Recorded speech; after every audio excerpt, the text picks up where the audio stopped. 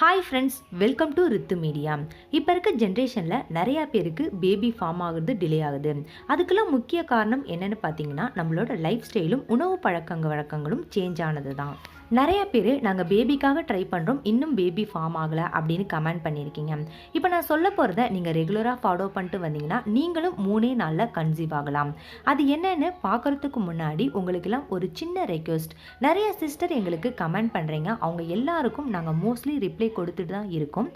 இருந்தாலும் நம்மளோட வீடியோவை லைக் பண்ண மறந்துடுறீங்க. எங்களோட வீடியோ உங்களுக்கு யூஸ்ஃபுல்லாக இருந்துச்சுன்னா மறக்காமல் எங்களோட வீடியோவை லைக் பண்ணிக்கோங்க. அப்போ தான் எங்களுக்கும் மோட்டிவேஷ்னலாக இருக்கும். வாங்க இப்போ வீடியோக்குள்ளே போகலாம். பேபிக்கு ட்ரை பண்ணுற எல்லாருமே முக்கியமாக நோட் பண்ண வேண்டியது மென்சுரேஷன் பீரியட் டேட். உங்களோட பீரியட் ரெகுலராக இருந்துச்சுன்னா நீங்கள் பேபிக்கு ட்ரை பண்ணலாம். உங்களோட பீரியட் இர்ரெகுலராக இருந்துச்சுன்னா ஃபஸ்ட்டு அதை க்யூர் பண்ணிவிட்டு ரெண்டாவதாக பேபிக்கு ட்ரை பண்ணுங்கள். அப்போ தான் உங்களுக்கு பேபி சீக்கிரம் ஃபார்ம் ஆகும்.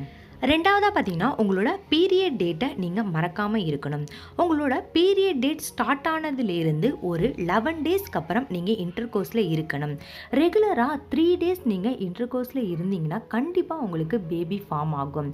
உங்களோட பீரியட் சைக்கிள் ஸ்டார்ட் ஆனதுலேருந்து 11 டேஸ்க்கு அப்புறம் 11, 12, 13, 14 இந்த 4 டேஸ்க்கு நீங்கள் ரெகுலராக இன்டர்கோர்ஸில் இருந்தீங்கன்னா உங்களுக்கு பேபி ஃபார்ம் ஆகிறதுக்கான வாய்ப்புகள் அதிகம். அதுவும் இன்டர்கோர்ஸ் எப்போ இருக்கணும்னு பார்த்தீங்கன்னா, இயர்லி மார்னிங் தான் நீங்கள் இன்டர்கோர்ஸில் இருக்கணும்.